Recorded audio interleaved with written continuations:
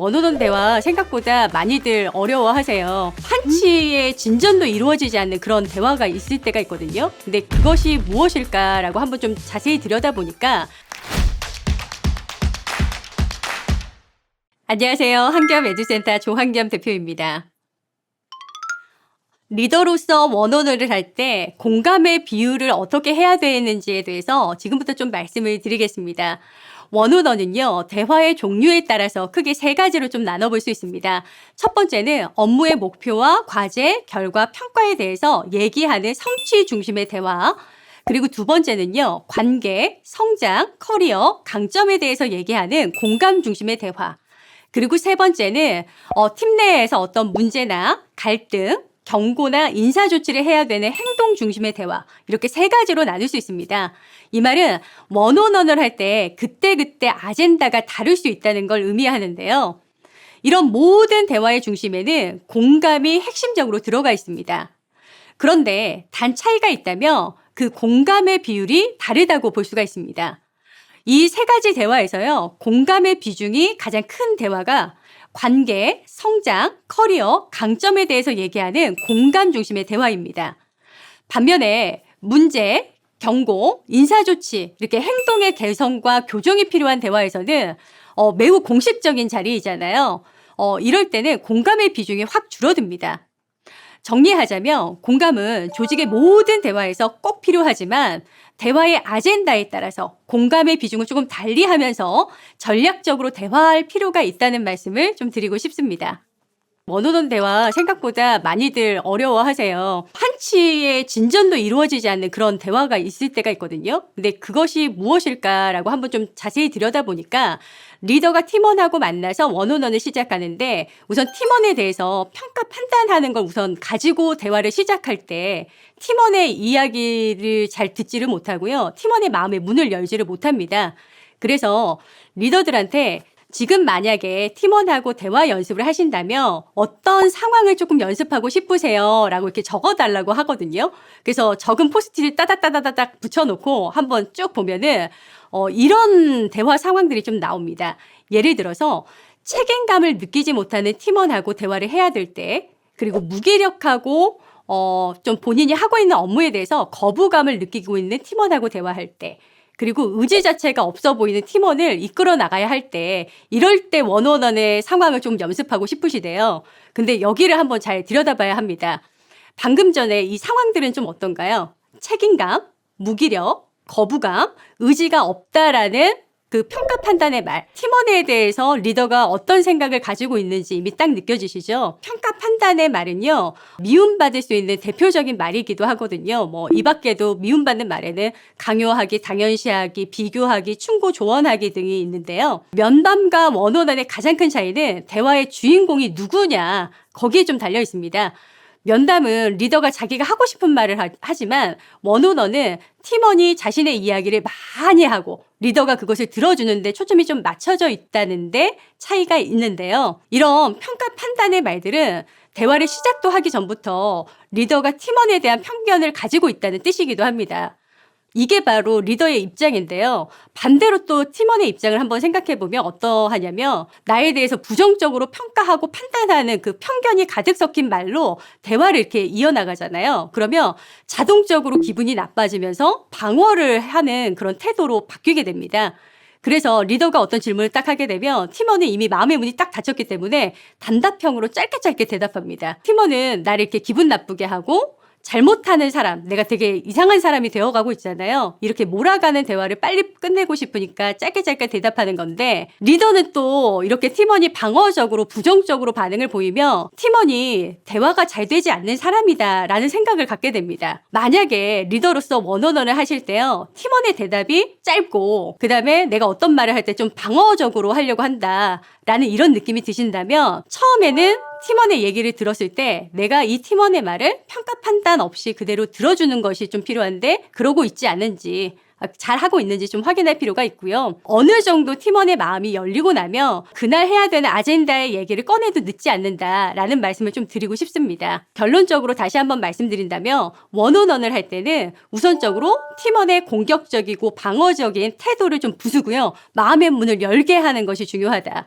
마음의 문을 열지 않고 대화를 이어나가다 보면 어떤 아젠다의 대화일지라도 한치의 진전도 없이 끝날 수 있다라는 부분을 좀 말씀드리고 싶습니다.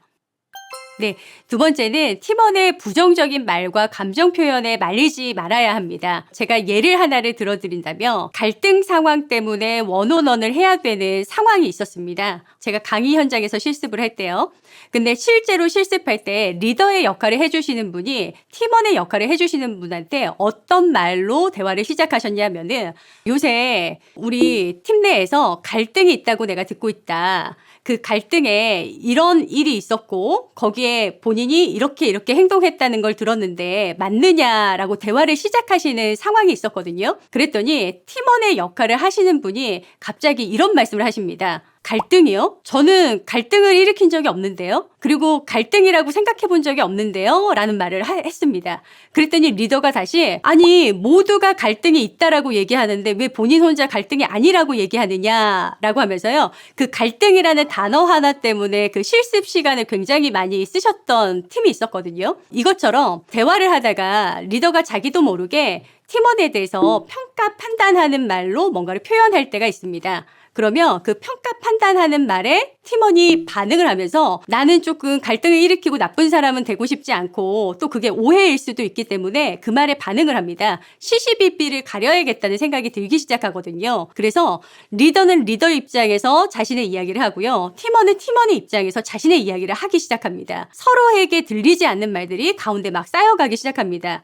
이 자리에 듣는 사람은 없고요. 말하는 두 사람만 있게 되거든요. 이렇게 서로가 평가 판단하는 말에 반응을 하게 되고 거기에 있어서 부정적인 말과 표현, 태도를 막 보이게 됐을 때 서로가 서로한테 이렇게 말리게 되거든요. 이것을 조금 유의할 필요가 있다라는 말씀을 좀 드리고 싶습니다. 그런 측면에서 원온원 할 때 리더가 처음에 어떤 말로 시작하느냐가 정말 중요하다는 말씀을 드리고 싶고요. 그 다음에 중간에 팀원이 나쁜 말과 태도로 반응하고 반격할지라도 그것에 말리지 않고 차근하게 대화를 이어나가는 것이 중요하다라는 부분 말씀드리겠습니다. 리더는 좋은 질문을 통해서 대화의 주도권을 가지고 대화의 목적을 조금 달성할 수 있어야 하는데요. 일반적으로 사람들은 대화에서 말을 많이 하는 사람이 대화의 주도권을 가지고 있다라고 생각을 합니다. 그런데요, 대화에서는 말을 많이 한다고 주도권을 갖지 않습니다. 대화에서 주도권을 어떤 사람이 갖느냐 하면은 질문을 하는 사람에게 있습니다. 사람은요, 무의식적으로 누군가 질문을 하면 나도 모르게 자동 반사적으로 대답을 하게 되어 있습니다. 그래서 그 때때에 따라서 어떠한 좋은 질문을 하느냐에 따라서 대화의 방향이 목적, 결과가 굉장히 많이 달라지게 되거든요. 그래서 좋은 질문을 할 수 있는 리더가 되어야 하는데요. 여기서 좋은 질문이란 어떤 질문이냐 하면 상대의 마음의 문을 열면서 해당 아젠다에 대한 충분한 대화가 이루어질 수 있도록 대화의 목적을 달성할 수 있도록 하는 질문을 얘기합니다. 그런데 리더들을 보면요. 굉장히 말을 잘하는 리더도 있지만 말이 조금 빨리빨리 나오지 않는다던가 대화를 이어나가기가 조금 어려운 리더들도 있습니다. 그런 리더분들한테는요. 제가 어떤 방법을 권해드리냐 하면은 사전에 질문 목록을 한번 작성해 보십시오 라고 추천을 드립니다. 이 아젠다로 팀원하고 이야기할 때는 어떤 질문을 했을 때 답변을 조금 얻을 수 있을 것인가 조금 고민해보고 질문 목록을 쭉 작성해 본 뒤에 그것을 하나씩 꺼내서 이렇게 질문해보고 들어보고 이렇게 하다 보면은 대화의 질이 전보다 훨씬 더 좋아질 수 있을 것이다. 그리고 리더가 원하는 그 목적에 맞는 대화를 이끌어 나가실 수 있을 겁니다. 라고 제가 권해드립니다. 그 다음 리더의 공감은요. 인지적 공감과 행동적 공감이 같이 있어야 합니다. 제가 사랑받는 대화법을 통해서 공감은 인지적인 훈련이 정말로 중요하다라고 말씀을 드렸는데요. 그 사람이 어떤 생각을 가지고 있고 감정을 가지고 있고 원하는 게 무엇인지를 인지적으로 이해해서 말로 표현해 주는 것이다 라고 말씀을 드렸는데요. 여기까지가 일반 대중이 공감을 했을 때 딱 좋은 정도입니다. 그런데요. 조직에서 리더의 공감은요. 이것보다는 한 발 더 앞으로 나아가야 합니다. 처음에 팀원들이요. 인지적인 공감을 잘해주는 진짜 공감을 잘하는 리더를 만났을 때 처음에는 정말로 감동합니다. 와, 내 마음을 알아주고 날 응원해주고 지지해주는 사람이 여기에 있구나. 아, 진짜 감동적이다. 이 사람 잘 따라야겠다라는 생각을 하는데요. 중요한 건 처음에는 감동하지만 몇 번이 반복이 되고 나면 상황이 달라질 수 있다라는 겁니다. 조직 내에서는 계속 말로만 공감했을 때 그 리더는요, 그냥 말만 하는 사람이 되어버릴 수 있습니다. 그래서 조직에서 리더의 공감은 인지적인 공감에다가 행동적인 공감, 다 들어주고 마음도 알아주고 나서 그래, 그래서 내가 뭐를 도와줄까요? 뭐를 해줄까요? 이렇게 행동적인 공감이 이루어져야 팀원들이 믿고 따를 수 있는 리더가 될 수 있습니다. 지금까지 리더가 팀원하고 원오너를 할 때 중요한 점이 무엇인가에 대해서 몇 가지 말씀드렸는데요. 간단히 제가 조금 요약해서 정리해 드리자면 원오너를 할 때는 우선 원오너의 아젠다에 따라서 조금 대화 방식이 전략적으로 달라져야 한다. 모든 대화에는 공감이 중요하긴 하지만 아젠다에 따라서 공감의 비중을 조금 달리해야 된다라는 말씀을 드렸고요. 그 다음에 대화를 할 때 첫 번째, 리더가 평가 판단하는 말을 조금 내려놓고 팀원의 이야기를 들으면서 팀원의 문을, 마음의 문을 열어야 된다. 이 점이 중요하다. 그 다음 두 번째는요, 대화 과정 중에 팀원이 부정적인 말과 감정을 막 표출할지라도 그에 말리지 않고 차분하게 대화를 이어나갈 수 있어야 한다. 그리고 세 번째는요, 리더는 좋은 질문을 통해서 꼭 대화의 주도권을 가지고 대화의 목적을 달성할 수 있도록 대화를 이끌어 나가야 한다. 그리고 마지막으로 네 번째는 리더의 공감은 일반적인 인지적 공감에서 머무르면 안 되고 그 이상으로 무엇을 해줄 수 있는지, 무엇을 도와주면 되는지 행동적 공감까지 있을 때 팀원들이 믿고 따를 수 있는, 함께 하고 싶은, 존중하고 존경하는 리더가 될 수 있다라는 말씀을 드리고 싶습니다. 여기까지 하겠습니다. 감사합니다.